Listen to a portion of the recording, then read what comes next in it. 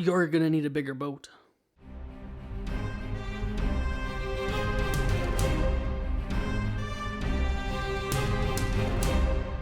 Hello, everyone, and welcome to episode number 45 of Movies Are Awesome, the show all about tacos. My name is Nathan, and thank you so much for joining me this week. I was sitting around thinking about what I was wanting to talk about, and this topic came to mind. This week I'm talking about first-time directors and what have been some of the best movies that have been made by first-time directors. Now, when I'm talking about first-time directors, I'm not including short films or TV episodes or Coca-Cola commercials. This is just the very first feature film that this individual had ever made. And how good is it stacked up to regular movies? So I've got 5 movies here that I want to talk about today, all by first-time directors. I've got them in order 5, 4, 3, 2, 1, as I usually do when I make lists. These are all very good movies, and as always, I recommend watching all of them. I enjoy them all quite a bit. Why don't we start with number 5? And number 5 is A Quiet Place, and it came out in 2018 and was directed by John Krasinski. Now, if you don't know who John Krasinski is, he is best known for being Jim Halpert on The Office, and that's kind of where he got famous from. Lately, he directed A Quiet Place. He's currently directing A Quiet Place Part 2, which comes out, pretty soon. I think it comes out in March, if I'm not mistaken. And he also is currently in the Amazon Prime series Jack Ryan, which I like a lot. The first 2 seasons are out already. If you haven't seen it, maybe go check it out. It's a pretty good series. At least I enjoy it. And I normally don't like that spy thriller type genre, but he's kind of a reluctant hero that gets thrown into like this espionage type stuff, and I find it enjoyable. I think it's pretty engaging. I should be talking about A Quiet Place. Now, he wrote and directed this. He came up with the concept, and so basically the story of A Quiet Place is it's a thriller / horror type movie about these people who are living in silence because the monsters that I think are aliens that came down to Earth, they're blind, but they have ridiculously good sense of hearing. So if you make any kind of sound, they will hear you and they will come after you and they will kill you. So this family, John Krasinski also stars in this with his real-life wife, Emily Blunt, and their family lives on a farm, out by themselves, and they just live in silence. They know sign language, so that's how they communicate. They're building a bunker underneath their house that is completely soundproof so that they can be loud or whatever. And it's a fun movie. It's something that I really liked. It's very unique. And when I saw this movie in the theater, it's probably one of the most unique theater going experiences I've ever had because the movie is so quiet. Now, that means because there's not a lot of sound going on in the movie that it really relies on visual storytelling. And given that movies are a visual medium, I appreciate that a lot. There's lots visually going on in this movie. The look of the monsters, I don't think are that good, but there's some really good tension, especially there's a scene with Emily Blunt being hunted down by one of the monsters, and she is trying so hard to keep quiet, but she's having a very difficult time with that, and I'm not going to explain why, just because of spoilers and stuff, but the tension is there, and it's really, really good. You are just edge of your seat, pit in your gut. You just don't know what's going to happen. Well, you have a feeling that everyone's going to be all right, but it's a good movie. I like it. A Quiet Place. And I remember when I was in the theater, and because it's so quiet, I felt really bad eating my popcorn. I'd have to wait until an action beat or something happened so I could munch on my popcorn, because there isn't even really that much of a score to it. There's only music playing when things are happening. So if it's parts where they're all just being quiet, it's just silence. And I really respect that kind of risk, I guess is the word I want to use, for going out and making your first movie. You pick something that is unique like this. You're I don't need sound to make a good movie. Now, obviously there is sound, but it doesn't come into play a whole lot. And I think that's admirable. That's the word I'm going to use. I think that is very admirable of John Krasinski to go ahead and make a movie like this. I'm interested in seeing A Quiet Place Part 2, especially after how the first one ended. We'll see how the story continues on. I'm glad that he's on board and directing this movie, and I don't know if there's enough of a story to continue going forward. It looks like we're definitely going to have some flashbacks to the first movie or even before the first movie. So I'm interested to see what's going to happen there. I'm going to move on, though, to number 4. My number 4 pick. Now, I thought that this movie was going to be much higher on my list, and then I was going through doing research for this episode, and I was like, oh man, there's some really good movies out there by first-time directors. So my number 4 is THX 1138. It came out in 1971, and this movie is the first film directed by George Lucas. Now, I find it unlikely, but if you do not know who George Lucas is, he is the creator of Star Wars. Now, he made this movie in 1971, and then I believe in 1974, he directed American Graffiti, which I also really enjoy. And then in 77 was the release of Star Wars Episode 4, A New Hope. So he already had a couple movies under his belt by the time Star Wars came around. But this movie, THX 1138, is very interesting, and it's very much like an art house tone poem type of movie. Now, this movie was actually based off of a short film that George Lucas made while he was at film school, and then after he graduated, he had a bit of money to work with, and he went ahead and beefed up the script, made it longer, and turned it into a feature-length story. Now, the story of THX 1138 is like a dystopian society where people have purged all emotion. They take medicine and stuff to get rid of their emotions, so that they just do exactly what they're supposed to at the right time, and they're not influenced by their emotions at all. And the main character, THX, he is played by Robert Duvall, actually, so that's pretty cool. And he decides he wants to feel emotions, and the emotions are good, and he teams up with a woman, and they fall in love, and they run away, and they're being chased down, and that's kind of the whole story.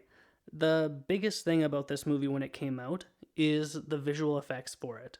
So even as early as 1971, George Lucas was very fascinated by visual techniques and filmmaking and what you can do inside a camera to wow the audience visually. And that really comes across in this movie here.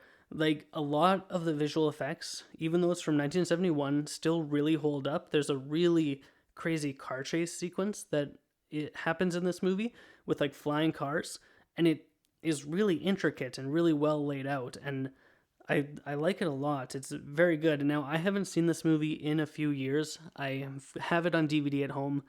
I should return to watch it again. It has been a while. Maybe I'll check it out this weekend now that I'm thinking about it. I think I have some time.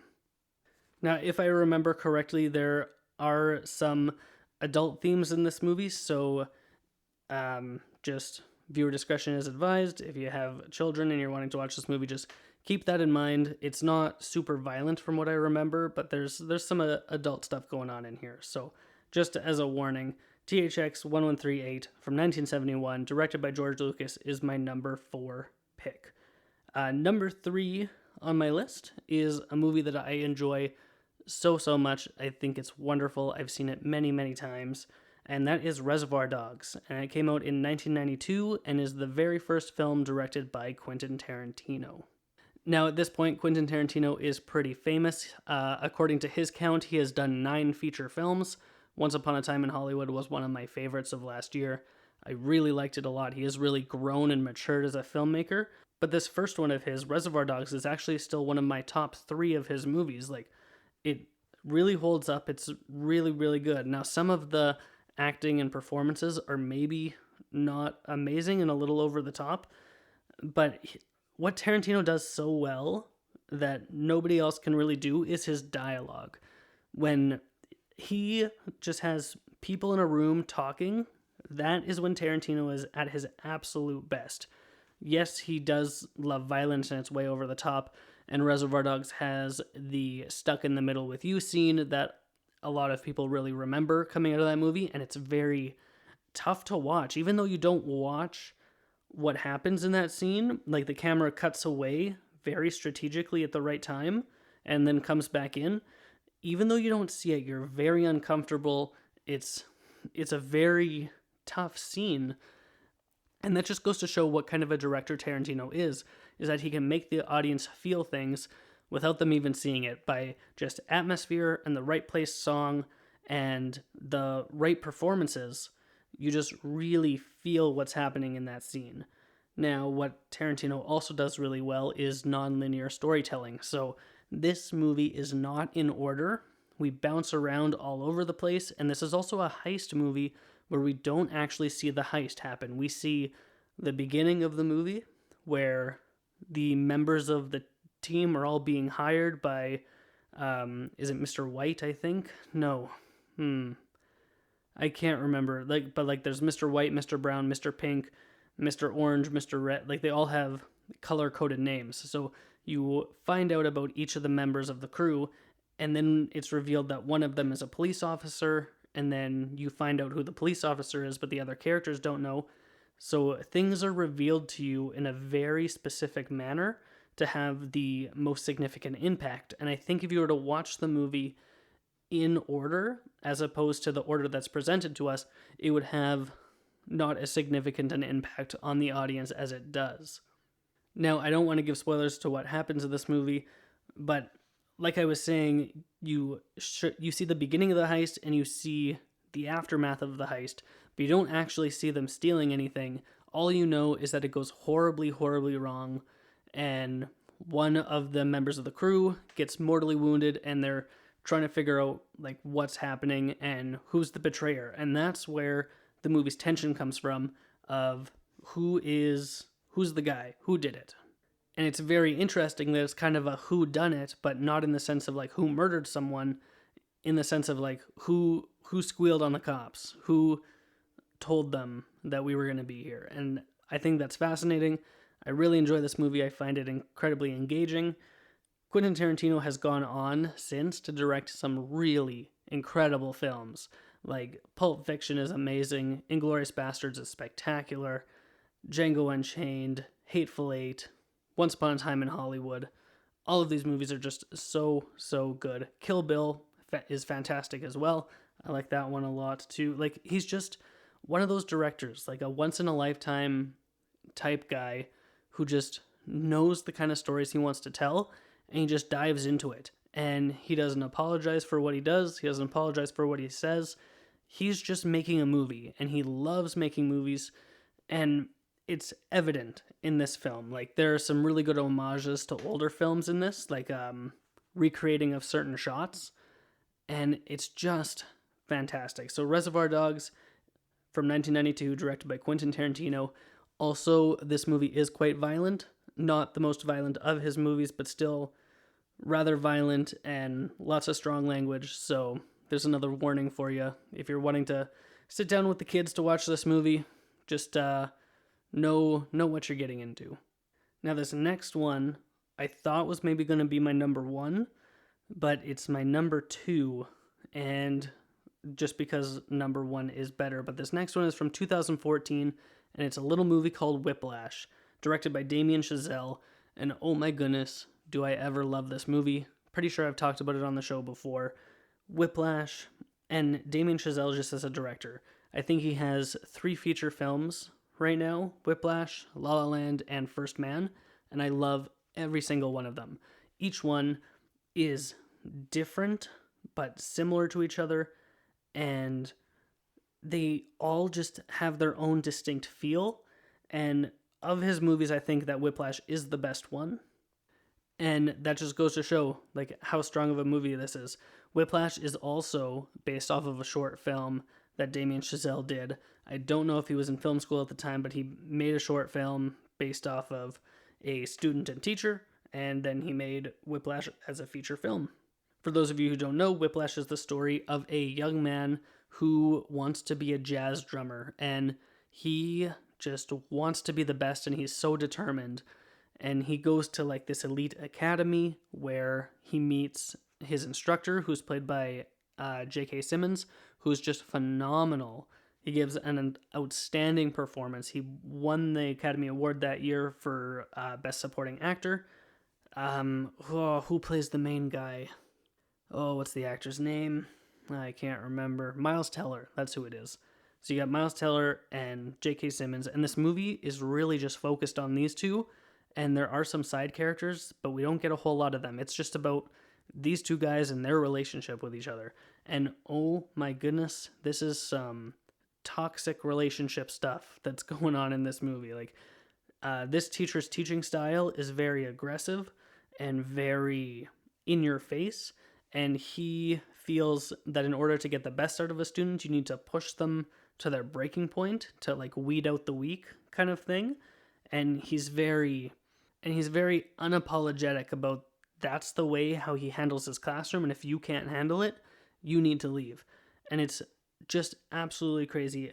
I don't know if I've seen a movie that has left me so like emotionally drained by the time I finished watching it for the first time. Like, I was just exhausted and I didn't know what else to do with the rest of the day because this movie just took so much out of me in order to watch it, because the determination of this student and the abusiveness of the teacher, just they're like a unstoppable force and an immovable object just going at each other, and it's absolutely crazy.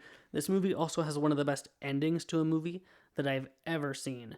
It's an outstanding, incredible, perfect ending. And one day I will do an episode on best endings to movies, and this movie's going to be on the list because holy, the way this movie ends is just, it's just wonderful. Absolutely wonderful. I don't want to give away what happens in this movie. I don't want to say any kind of the story beats, but Whiplash by Damien Chazelle is a fantastic movie and is only just kind of like the start of Damien Chazelle's career. And I loved La La Land and I loved First Man, but Whiplash is his strongest film so far. I still feel it should have won Best Picture at the Academy Awards. People have probably heard me say that before. But 2014 was actually just an amazing year for movies, so I'm not super worried about it. But yeah, anything that Damien Chazelle directs at this point, I'm in. I'm going to watch it 100%. He doesn't need anything, any permission from me. Like, if he's directing something, I'm there. I don't know what his next movie is. Does he have anything new going on? Let me check his IMDb. Let's find out right now. Where is it on my phone? Here we go. We're typing it in. Damien Chazelle. Right there. Let's look at his filmography. Oh, it's being very slow. Here we go. Scrolling. Oh, that's too far. Director. Upcoming projects. Marcellus? I don't know what that is. No, I want to see him as a director. Here we go. Upcoming projects. Untitled Damien Chazelle project. Well, that's very helpful. Oh, this movie called The Eddy. Supposed to be coming out this year. Oh, it's a short. It's a series. Okay, I'm discovering new things. And then a movie called Babylon. Plot unknown. Rumored to be set in period Hollywood. Oh, okay. Has Brad Pitt and Emma Stone in it, apparently. Okay. Very cool. So he's got things in the works. He's definitely a director to what he's one of my favorite working directors right now. One day I'll also do an episode about my favorite directors, and he'll also probably be on the list because, oh my goodness, he's 3 for 3. His movies are just incredible. But I'm going to move on to number 1 though. We've got 5, 4, 3, 2. Here we are at number 1. It is the oldest movie on this list. It came out in 1941, and it's a little movie called Citizen Kane. This movie was directed by Orson Welles. Now, if you are not familiar with Citizen Kane, when people talk about what is the greatest movie ever made, there's usually 2 that come up. The Godfather and Citizen Kane. Now, between the 2 of them, I think that The Lord of the Rings is the best movie ever made. So I'm a little bit biased in that, but if I had to pick what's better between Citizen Kane and The Godfather, I think I have to give it to Citizen Kane. This movie is just, it's I don't even know how to describe it. And even if I did know how to describe it, I don't think I would want to, because I would be robbing you the chance of discovering what this movie is for yourself. Even though it came out in 1941, it is very sophisticated in its cinematography, it is sophisticated in its storytelling, in its performances, in its makeup, in its art direction. There is nothing about this movie that I can complain about. It's just pitch perfect. It's not too long. It's interesting. It is a character study on the most interesting man in the world, Charles Foster Kane. Now, who is Citizen Kane? What kind of life did he lead? That's what the movie is about. So the movie starts with the death of Citizen Kane, and a journalist is documenting his life, and we kind of go through his life in it's kind of non-linear, but also like a flashback type style, because we see some parts of his life and then we go back earlier and fill in some missing pieces. So there's just a lot happening in this movie. It was also one of the first films to really start experimenting with a very deep field of view. So by depth of field, I mean that stuff in the foreground and in the background are both in focus, and the frames of the movie are telling multiple things at once. We see a lot of things in focus at one time, and the movie almost demands a second or third viewing for you to be able to absorb and grasp it all. A lot of movies are not telling stories that are this deep and this intricate. And yes, it's just about one person, but it's still, it gets so deep into who this person was. And this person, when he died, he uttered a single word, and the journalist is trying to figure out what does that word mean? Like, why did he say this particular thing at this particular moment in his life? And why is it important? And why should we, the audience, care that he said it? Why should we care about anything that he did in his life? Citizen Kane is an absolute masterpiece. And at the same time, it also kind of destroyed Orson Welles' career.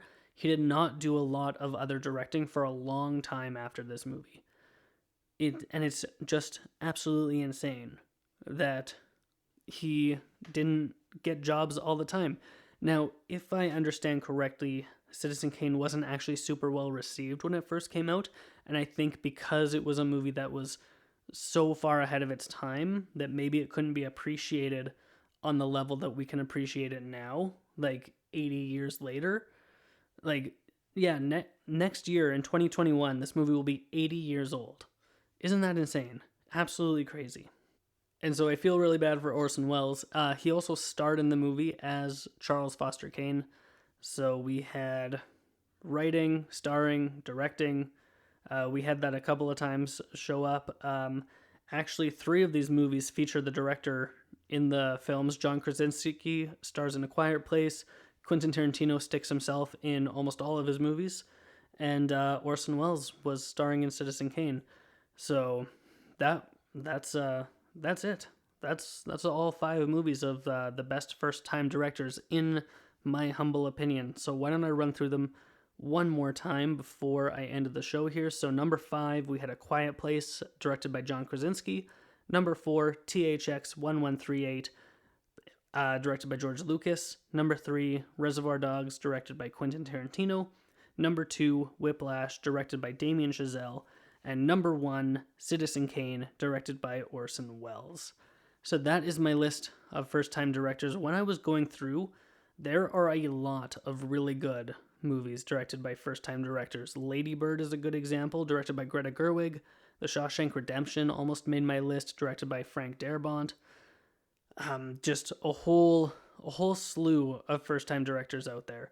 So my question for you is, what is your favorite movie made by a first-time director? Please let me know. You can find me on social media, on Twitter at PoddleNathan and on Instagram at Poddle Productions. If you like the show, you can feel free to subscribe to it. You can do so on iTunes, Google Play, Spotify, and a whole bunch of other places. Thank you so much for listening to today's episode. It really means a lot to me, and if you have nothing else to do, go watch more movies.